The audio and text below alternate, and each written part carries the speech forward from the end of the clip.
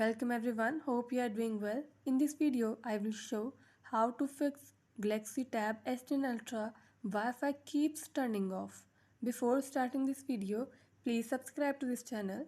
Let's start our video without wasting any time.